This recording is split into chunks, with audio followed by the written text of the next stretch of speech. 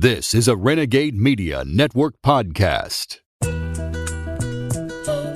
You are now listening to the Counterflow Podcast, a place for dissonant voices and unapproved opinions. You get split in fucking half, but I call him the hologram graph. But I am the center inside the placenta of math. You clash with cyanide gas and die fast. Rhythmical equivalent of solids, liquid and gas. We smash your sinus with the power of Lord Titus. But I am the virus inside of the iris of Cyrus. Here is your host and humble narrator, Buck Johnson. What's up? Welcome back, you guys. Thank you for making the transition from Death to Tyrants to Counterflow such a good one for me. I got a lot of good feedback last week. I appreciate all of the messages and direct messages and emails and everything like that. Thank you, guys. And keep telling people about the show. That helps. I started getting tagged in some stuff as well. And the more you get the word out, the better this show can be. So I appreciate that. So one of my favorite things to talk about is secession, and not just secession at the macro level, but I'm saying Texas secession, because as you probably know, that's where I'm at. And that's what we're going to talk about today. I've got the president of the Texas Nationalist movement on the show, and we're going to get into how this is going to come about, Texas seceding, why it's happening, what his organization, when it started, where we're at now with things. And it's now being discussed among some Texas state reps and being put forth in congressional sessions. And that's really what we need to start this ball rolling even more than it already is. And I think really where we're at as a country politically, that this stuff is probably coming our way sooner than we think. And I certainly hope so. Again, I'm a little biased because this is a subject near and dear to my heart. So with me today is going to be Daniel Miller. He's president of the Texas Nationalist movement and has been an outspoken advocate for Texas independence since 1996. As the head of one of the largest and most influential political organizations in Texas, Miller has extensively researched and engaged the issue of self-determination, not just for Texas, but as part of a growing global trend. He's with me here on Counterflow today, Daniel Miller from the Texas Nationalist movement. Daniel, welcome to the show. Hey, thank you so much for having me. I can tell you now that I've got a lot of listeners that are interested in this topic. Specifically, I've got a lot of listeners from here in Texas, where you and I are, that are super interested in this topic. So thanks for being here to discuss it. Oh, I'm glad to be here. And I can imagine that a lot of folks have a lot of questions about Texas independence. Yes, I put in the group on Facebook for this podcast. Fire away with your questions, so we will get to some of those. Of course, I've got my own as well. But let's start with the organization, your part in it. Talk about the Texas Nationalist movement and how y'all came to be and kind of what the mission is. Yeah, the basics are this. The TNM was founded in 2005 with a singular mission, which is to secure and protect the political, cultural, and economic independence of Texas. Now, obviously, for many people, that's sort of manifest in the idea of a Texit vote, right? It's been about the referendum, but the organization actually operates across that whole sphere. Before we started the organization, the independence movements were fragmented here in Texas. It was, not what I would consider politically viable. So we set about sometime around 2003 to really remedy that situation. We looked around the world and we saw these independence movements flourishing. One of the stats that really motivated us was the fact that at the end of World War II, there were 54 recognized countries around the world, and by the end of the 20th century, there were 192. So we knew that there was a politically viable path to independence. And so we set about to create an organization, not a group or, just a collection of malcontents, but a viable social and political movement that could achieve that aim of Texas independence. So we have been working very diligently since 2005 to, not just bring Texas independence to a vote of the people, but to really secure Texas independence across all three of those aspects, political, cultural, and economic. Do you kind of see Texas secession as an answer to maybe the left taking over America and, well, every institution in America, or as an answer to the growing federal leviathan that's, it seems like maybe that's headed off a cliff and we need to kind of jump off that train before it crashes, or maybe that's all related. Yeah. What sparked it, other than the fact that this could be possible by looking around the world? Yeah, I mean, there was a lot of motivations. And, one of the things that we noticed early on as we were engaging Texas voters on this issue is they all came at it from a different perspective. One of the things that we obviously see is, for most people, there is some sort of catalyzing moment that says, okay, look, I am ready to embrace Texas independence. But let's not ignore the fact that there is this undercurrent of independence that stretches all the way back to 1836. It's a part of the Texas DNA, this independent streak, this resistance to an overbearing government. So, regardless, I say this a lot, obviously, here recently, but just because something is the straw that broke the camel's back doesn't mean it's the only straw. There is this background of resistance to the federal encroachments on every aspect of our life. We talk about the fact that Texans have lived under 180,000 pages of federal laws, rules, and regulations administered by 440 separate agencies and 2.5 million unelected bureaucrats. Texans look at this situation and say, why are we overpaying $103 to $160 billion annually into the federal system? That's the negative economic impact of that is like a Hurricane Harvey event hitting Texas every 9 months. Why are we overpaying into that system to, support programs that we didn't want being pushed on us? So there is this sense among Texans that we would be better off as an independent nation. I think in 2009, there was a poll conducted by Research 2000 that asked that question. They asked if Texans believe that Texas would be better off as an independent nation. And in the midst of that answer, I mean, the establishment was thoroughly shocked at the results, where you saw right at a majority of Republicans, about 45% of independent voters and 15% of Democrats say that absolutely Texas would be better off as an independent nation. Well, it's not much of a stretch from would it be better off as an independent nation to Texas should become an independent nation. So our work since 2005 has been to engage Texans on this issue, to educate them on the facts about the inequities of the relationship between Texas and the federal government, and to present a viable political path forward to make that happen. Obviously, when you bring up something like secession, you're going to get some pushback from a lot of people. Sure. And, I suppose before yesterday, had I said there's going to be a guy dressed like a Viking sitting in the Capitol building in Washington, D.C., people would have laughed and said, what are you, crazy? So a lot of the stuff you probably hear constantly, I'm sure it's very surface level, very similar arguments against this movement. What's the main pushback you hear as far as the possibility of this happening, and what's the response?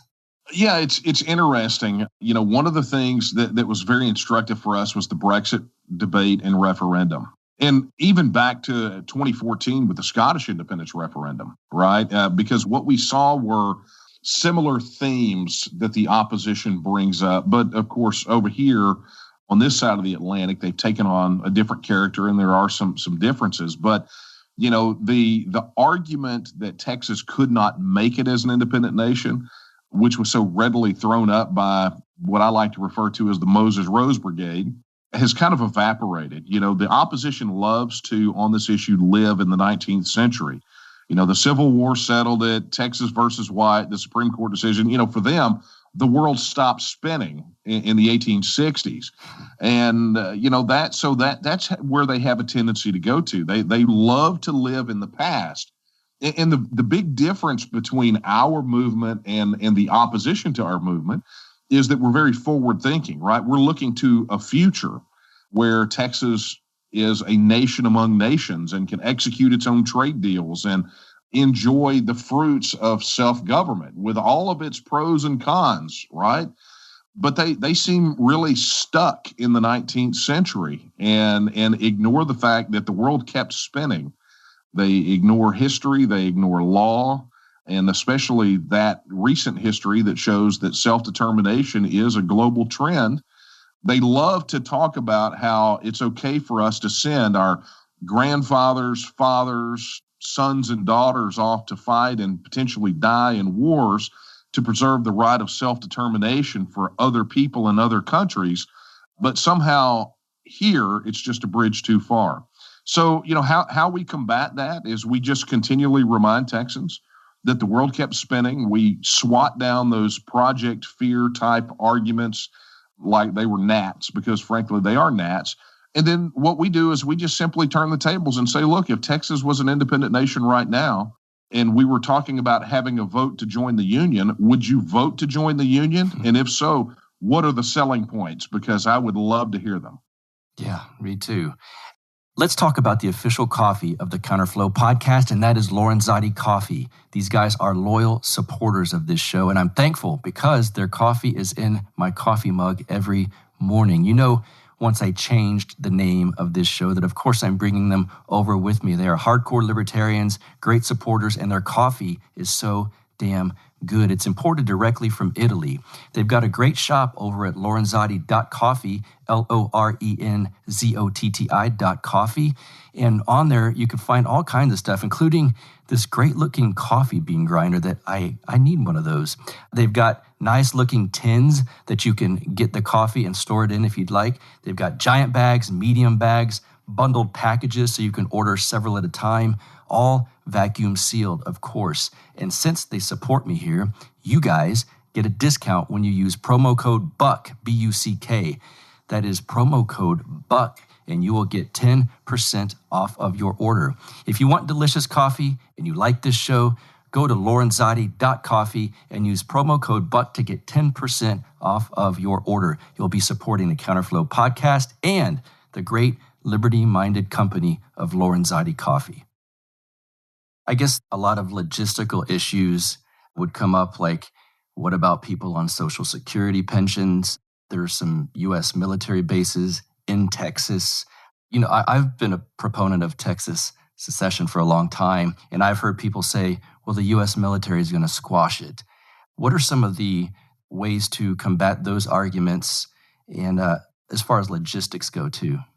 Yeah, look, there are very detailed answers to every single one of those. And of course, we maintain a repository of Texas independence policy issues on our website that we have a whole section for it at tnm.me/Texit. Social Security is an easy one to handle. Short answer on that one is the fact that you can live outside of the United States and collect federal pension benefits. A transition to a different system is handled almost exactly like the United States handles it with other countries of the world through what are called Social Security totalization agreements. There are very clear paths forward for all of these, allegedly complex issues. But look, I'll tell you how I handle it, and maybe I've just gotten quippy after having been engaged in this fight for 24 years. I encourage people to pull out a globe, spin it, and put their finger down, and they're going to put their finger down on a self-governing independent nation state.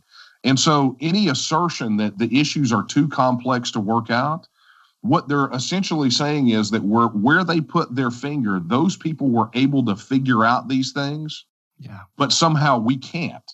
And I reject, this equivocation, this bowing and scraping to this almighty federal system that somehow can figure things out. I don't think that Albania or Vanuatu are any more capable of figuring out these issues than we are. Yeah, well put. And again, we've now, just like you mentioned, the amount of countries, even in the 80s, if you counted them, versus the amount of countries now. People have been doing this now for decades. Yeah, there's no reason why we're worse than them. We should be able to figure this out as well. Do you get certain excuses depending on which side of the political aisle some people are? Because I'm assuming some people on the right might throw around the term or point out their patriotism to the United States specifically versus people on the left might worry about, well, I don't know, there's not going to be a Roe v. Wade in Texas if it was its own country, or you're treasonous or something like that. Depending on where people are coming from, do you hear similar arguments? We typically hear a lot of the same arguments. I mean, they may be couched differently, but at their very core, they're really the same, right? And this is what I tell, as we began to shop this referendum legislation in 2009 to the legislature, when we would talk to the legislators, we would have these very direct conversations about this. And what we saw in 2014 with the Scottish independence referendum and with the Brexit referendum shortly thereafter, this issue cuts very differently than the typical partisan spectrum, right?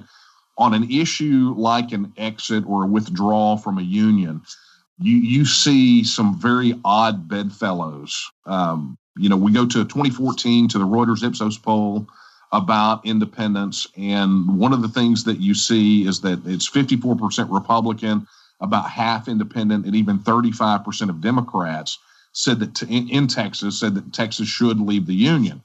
Okay, so the question on a lot of people's minds is, okay, well, where in the heck did that 35% of Democrats come from? And why is this so appealing to independent voters? And the reason is very simple. The harms that we can concretely show that are a result of our continued participation in the federal system hit everyone. They don't look at your voter history to determine whether or not you're going to overpay that $100+ billion a year.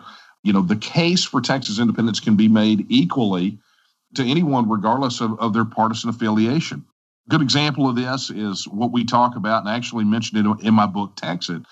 I talk about these studies that came out, one notable from George Mason University, that talked about the impact of federal regulatory accumulation, where, the federal government has this really nasty habit of passing a regulation and never repealing it. They just layer it on and on and on.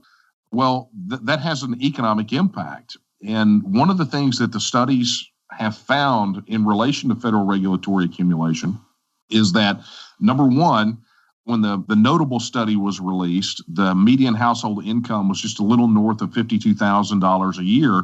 In the absence of that federal regulatory accumulation, it would have been about $330,000 a year, right? So we can show that the federal government makes us all poorer to the tune of about 75 to 85% of our earning potential. Then you get into the fact that Texas is disproportionately affected by the federal regulatory accumulation, just like we're one of about a dozen states that overpays into the union. We're disproportionately affected by it, so it hits us even harder. And then really the final straw that we see that cuts kind of across this partisan swath is that federal regulatory accumulation affects goods that would normally be purchased by those at or below the poverty line.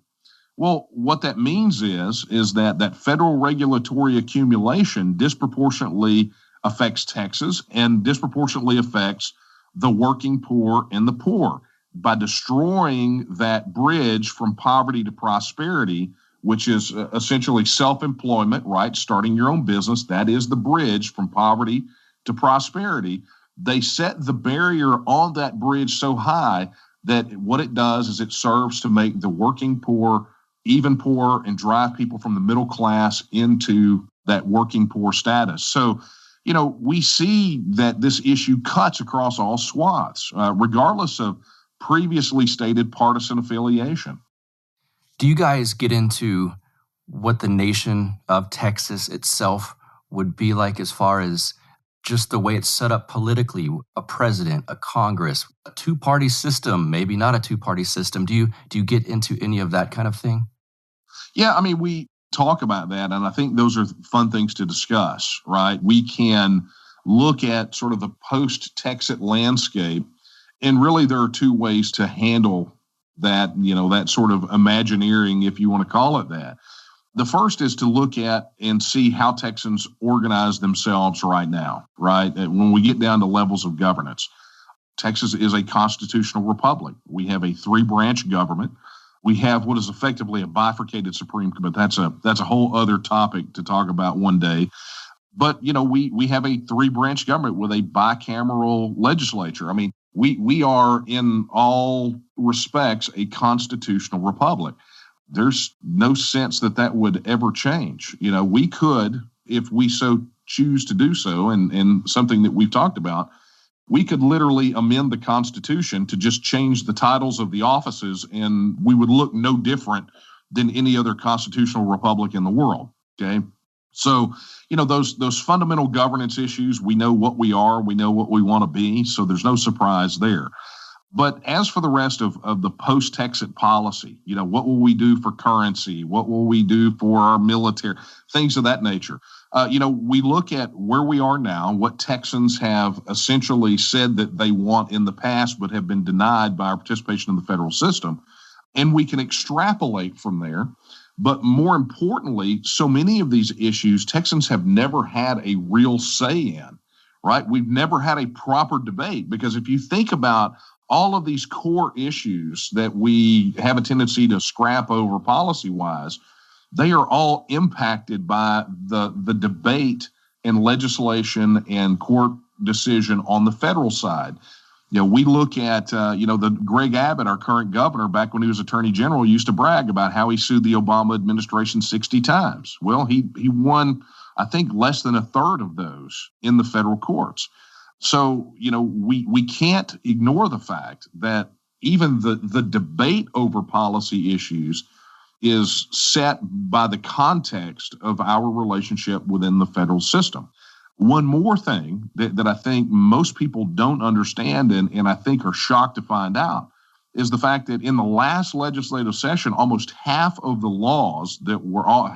bills that were filed in the last session referenced a federal agency, a federal law, a federal regulation, or a federal court decision. They directly referenced, right? So what that means is that half of our legislation is being written by a federal bureaucrat or a K Street lobbyist in Washington, D.C.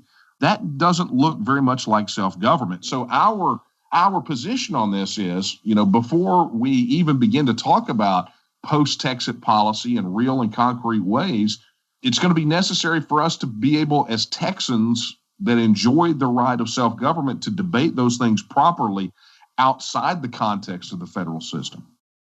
What's up, guys? I would like to tell you about a wonderful small company that reached out to me to sponsor this show because they love the content. That company is Paloma Verde CBD and Organics. It is owned by 2 great people, Carlos and Vanessa Abalar, in my old town of San Antonio. They are libertarians, and honestly, the COVID lockdown was a bit of a blow to their brick and mortar location. But Carlos has assured me they are tough and will soldier on with business from people like my listeners. That is you guys. They will power on. I trust that for sure. Go check out their website at palomaverdestore.com, where you can find things like their amazing melatonin CBD gummies if you'd like to sleep a little bit better. You can find the sports cream if you've got achy muscles. I know you guys work out constantly, and they've even got CBD skin salve. Of course, they have the CBD extract tinctures for daily use. They have gummies for all occasions, including strictly vegan ones, if that is your thing. You guys know the great anti-inflammatory benefits of CBD. And by the way, all of their products over at Paloma Verde are THC-free. They've even got the studies on their website to show exactly that. And so check this out. I told you they're great people. They want to support my show. Here's what they're going to do for you guys. When you use promo code BUCK, B-U-C-K, you will get 25% off of any purchase over $75. You will also get 10% off of your first purchase when you sign up for their emails. So add that up. 25% plus 10% will give you a total of 35% off of your first purchase. You want to support a small libertarian-owned business and support my show at the same time and get a great product that you will love? Go to palomaverdestore.com and use promo code BUCK, B-U-C-K. That is palomaverdestore.com, promo code BUCK. Is there something specific to Texas that, I hate the term allow, but allows us to do something like this? Or would it be something that Oregon could discuss? I mean, I know there is the State of Jefferson project up in that area. Is there something specific to Texas to where it would make the process easier? Well, I mean, for us, the process is easier than, say, Nevada. Nevada constitutionally has a prohibition against leaving the Union. Okay. Which is quite interesting, that they needed to include that in their state constitution, right? If it's not something that we can do, right, because the Civil War settled that, then why did Nevada have to include it in their state constitution? But one of the things that I tell people a lot, and, as you can imagine, I deal with a lot of international media, a lot of domestic media that's outside of Texas. And what I tell them is that every state in the Union should be having this conversation right now and asking themselves whether their interests are best served as part of the federal system. You see, one of the things that really shocks people is that when I wrote Texit and when I talk about the issues that I talk about, in the book and then what we talk about in the T&M, those issues are not necessarily unique to Texas. So there are some common motivations, and there may be some different ones for different states. But what's even more shocking to folks is I tell them, look, the rationale for states having this conversation is important. But what's more important to understand is that every state enjoys the right of self-government and self-determination.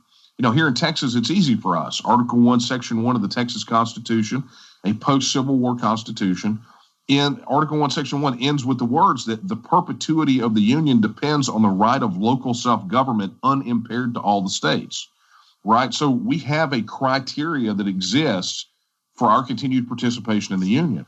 And then Article 1, Section 2 of the Texas Constitution, which echoes the sentiments of Thomas Jefferson in the Declaration of Independence, it says that all political powers inherent in the people, and they have at all times the inalienable right to alter, reform, or abolish their form of government in such manner as they may think expedient.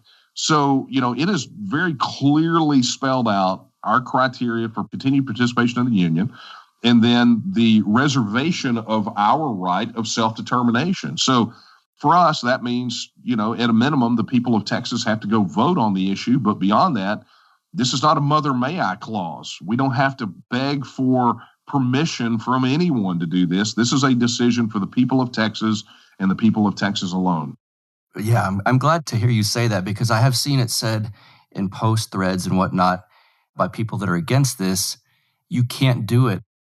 Like you said, the Civil War solved it, or the Constitution won't allow it. Yeah. And I keep thinking, that's almost like telling your ex-wife that she can't date someone. It's like, we've done this. We don't need permission anymore, kind of thing. Yeah. But let me ask you, on that note, how would this happen? How do you envision it happening? Do we have to have a vote on it, or what do you see? I know Representative Kyle Biederman has kind of signed on to this project. Is that what it's going to take, is some people within Texas government pushing this forward?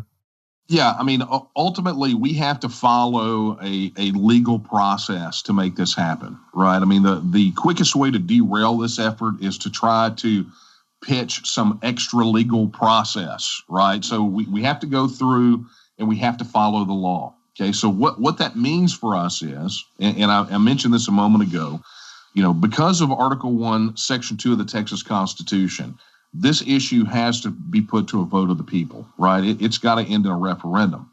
The challenge for us has been that there is no legislation, there's no statute that allows for this type of vote to happen. So our first step is to create the enabling legislation and get it passed.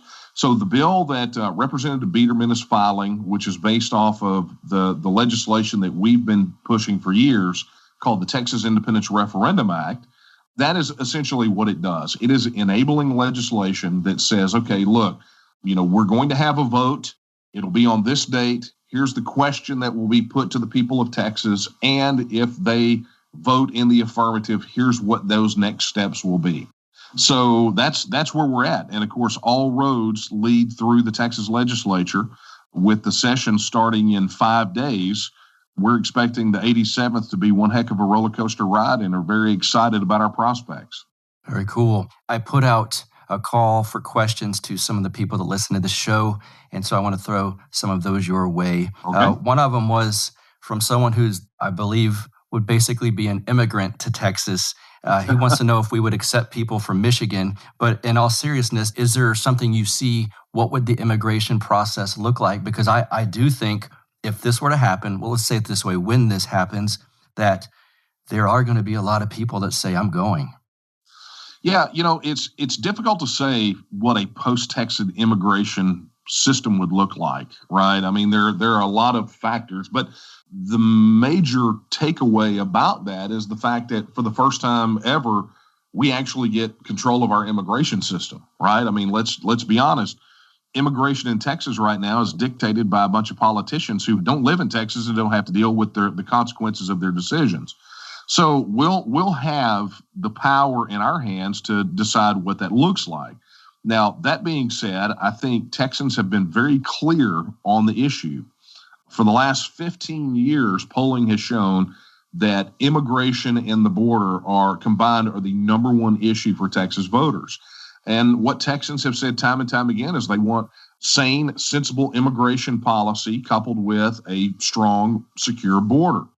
So that's what I think that you can expect. I'm pretty sure that an independent Texas will definitely explore an Australian-style point system at some point down the road so that we can control the flow of immigration and make it make sense for Texas. And, but Texas has never been an opponent of immigration. We're fine with it, but we have certain concerns about how it's handled. And we know beyond a shadow of a doubt that as long as it stays in the hands of the federal government, it will be completely mismanaged. Yeah, no doubt. And for those outside of our state that aren't familiar with the economy here in Texas, what would a Texas nation economy be built on, and what would that look like?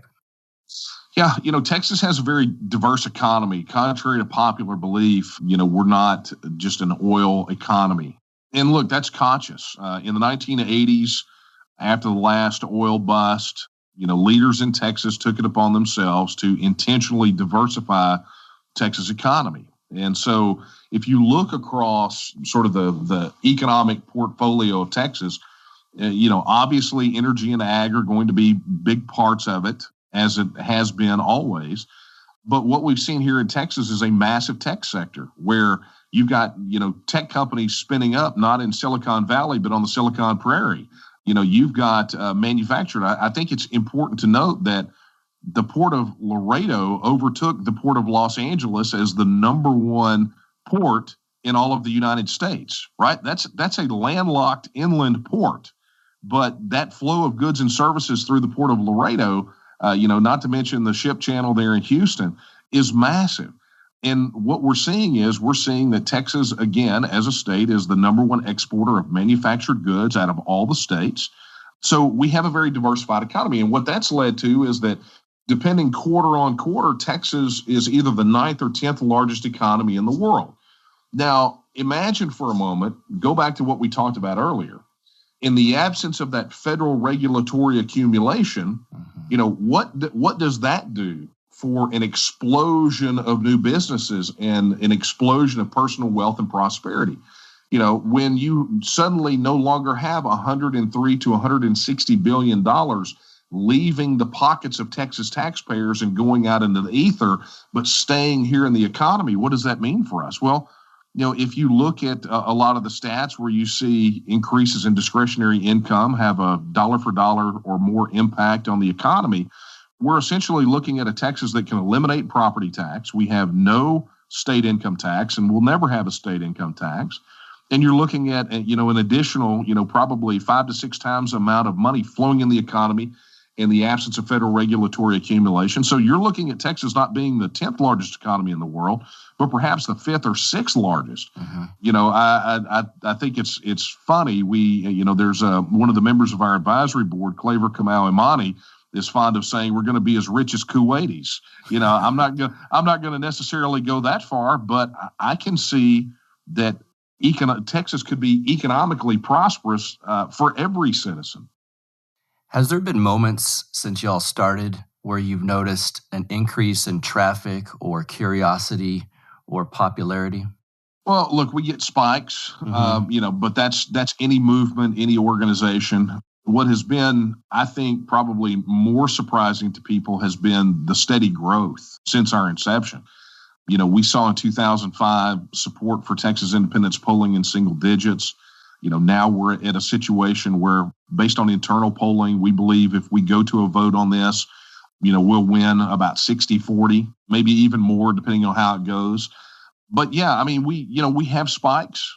There's no doubt about that. What I think is the thing, and I told this to a reporter the other day, the thing that I find absolutely amusing about that is that Texans have grown in their awareness, not just of the organization, but of the subject and how they can get involved in it. And that growth has been steady. We've never seen a dip in it.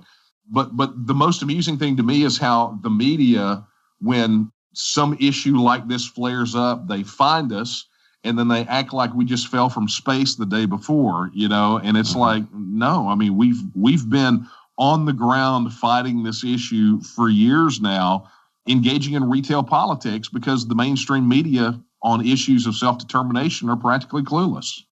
Yeah, no doubt about that. Do you see a Biden-Harris administration, along with Democrats controlling all of Congress, do you see that as a possible influx of popularity for this movement?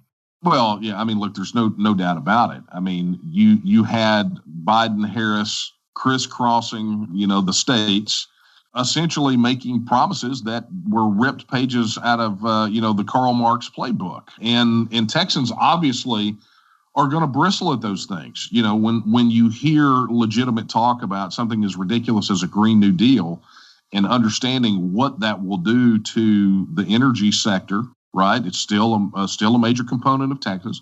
But, not to mention what it will do to the tech sector and the trickle-down effect that it'll have across the entire economy. They literally promised to break the back of the Texas economy without calling out Texas specifically. When we are seeing them floating these crazy economic schemes that are going to shutter businesses, that are going to drive small businesses and entrepreneurs out of business, that are going to disproportionately, again, affect the working poor and the poor. Yeah, I mean, let's take them at their word. Let's say that they are going to, unlike every other federal politician, they're going to do exactly what they said they were going to do. What we're finding is that very likely that Joe Biden and Kamala Harris will probably receive the TNM Recruiter of the Year award for 2021. Right. Much like the Gun Owners of America and NRA and everything, their numbers spike quite a bit when Democrats take office. Let me tell you guys about a sponsor of this show, and that is Zippix toothpicks. They are wonderful flavored toothpicks that have nicotine in each one. You can find them at zippixtoothpicks.com. A lot of you are probably trying to kick a bad habit here in the new year. These are a great alternative to that habit. And come on, let's face it. They're sponsoring this show, so that's a good thing. But I'm telling you, they're the cheapest alternative on the market. They've got flavors. Let me tell you, right here, I've got my packet. Zippix toothpicks, spearmint, spice. I love this flavor. They've got whiskey flavor. They've got clove flavor. They want to sponsor shows like mine, so that should make you want to give them some business. They've got a promo code, a new one with the Counterflow podcast. The promo code is BUCK, B-U-C-K, of course. So go to Zippix Toothpicks. That promo code, BUCK, will get you 10% off of your order. Once again, zippixtoothpicks.com, promo code BUCK for 10% off your order. They're delicious. They got just the right amount of nicotine in them, and you will enjoy them. Kick that nasty habit, and let's get back to the show. A few years ago, I was sitting with some friends having this discussion about politics, and I said at the time, I see some sort of secession happening within America by 2024. And when my friend kind of mentioned, he said it out loud, you sure that's only, 6 years away or something? And I thought, man, that does seem kind of quick. But yeah, I'm going to go with that. Is there a timetable in mind that you guys have? Do you see it happening in 2 years, in 5 years, within a decade?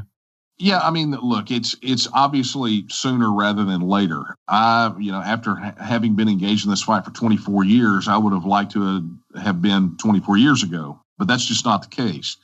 So, what we've done in the organization is we look at milestones, not necessarily the calendar as much as the milestones. And we measure that in the growth of support and then obviously legislative action. So we're now 5 days away from the next milestone for us, which was to get legislation on independence filed. Okay. And that's been a hurdle, and a lot of that hurdle is really has been about politicians, elected officials expressing support behind closed doors, but afraid to be the first one out of the trench, right. To go out there and lay it all on the line for Texas. So, it's why we're super thankful for State Representative Biederman and his courage in just filing the legislation. So once the legislation is filed, then obviously the next milestone is to get it passed out of the legislature. And then we go on to win the vote. So that's, we look at these milestones. And I tell people, I get asked all the time how long I think it's going to take. And I tell them it takes as long as we let it take. Mm-hmm. I look to someone, I look over to Scotland, and I realize that from the time they became part of the UK to the time that they had the referendum was about 800 years. Not interested in this taking 800 years, but I also recognize the fact that, from the time of the Maastricht Rebellion in the UK to the time of the Brexit vote was about 30 years. Mm-hmm. I know that, the pressure groups to get the UK to withdraw from the EU were about 25 years from the time they started to the time they got it done. And so do I think this is going to take that long? I don't. I just note that we seem to be, from a timetable standpoint, on a very similar track to what we saw in the UK, which would be, in the 90s, you saw this issue rise up. It was a very fringe issue. There were a lot of people that were on board with it, but there was no politically viable path forward. And now here we are kind of at the tail end of the whip, so to speak, where I think things are going to happen quite rapidly. Yeah. But let me just say this, and I cannot stress this enough for those that are listening or watching that are supporters of Texas independence. This does not happen passively, right? It is going to take every Texan who believes in the principles of freedom and independence to step forward and be a part of this process, whether it's something as simple as letting their opinion on it be known to their state representative and state senator at this moment in time, or getting involved with the Texas Nationalist movement and helping us reach more Texas voters. That's what it's going to take. We cannot, and to paraphrase Benjamin Franklin, we cannot be expected to be transported from tyranny to liberty on a feather bed. Mm-hmm. It's going to take effort. We're going to get called all kinds of names, but understand that Texas independent supporters are not alone. We are the majority. We just have to start acting like it. Right. Well put. So then let's get to the Texas Nationalist movement, how to join. Are there local chapters? Because I know now there's people listening. I know for certain that are hearing this and saying, I want to become a part of this. So what's your advice on how to do that? Yeah, absolutely. The nerve center of our efforts is our website at tnm.me. That's like Texas Nationalist Movement, tnm.me. There we have an entire section on Texit, all of those issues. But if people want to get more involved, they can register their support on the site. They can become a member of the organization. They can donate. They can volunteer. It is the absolute nerve center and the first stop that I recommend to anyone who wants to get involved in this fight. Also, talk about your book. I want you to plug that as well. Yeah, it's I actually released a book back in 2011 called Line in the Sand, and it did rather well and was out of print for a couple of years. And then I was approached by Defiance Press and Publishing, based right out of here in Texas, and they wanted me to get Line in the Sand back in print. And while I was supposed to be working on getting Line in the Sand back in print, I actually wrote Texit, Why and How Texas Will Leave the Union, and said, okay, I know I was supposed to be working on the other thing, but here's this book. And, what I did was I wanted to write that book from the perspective of people that are looking, from the outside in at this, but also for those who support Texit, to give them the tools and the information necessary to go out and successfully advocate for this and to identify and highlight some of the obstacles that have prevented us from getting there. On paper, we should already be independent. One of the things I hear constantly from folks overseas is, that they're the only surprise about Texas independence is that we haven't done it yet. That's, we hear that a lot. I heard that from our counterparts in the UK and Scotland and Catalonia and France. I mean, they're surprised that we just haven't done it yet. So, I wrote the book to be accessible to those that are just kind of approaching the issue, to let them know that there are answers for all of these seemingly, allegedly difficult questions. But more than that, to inspire Texit supporters, to let them know that they are not alone. And in closing here, I'll give you the floor. Is there anything you'd like to let people know that maybe you haven't touched upon yet? But either way, the floor is yours.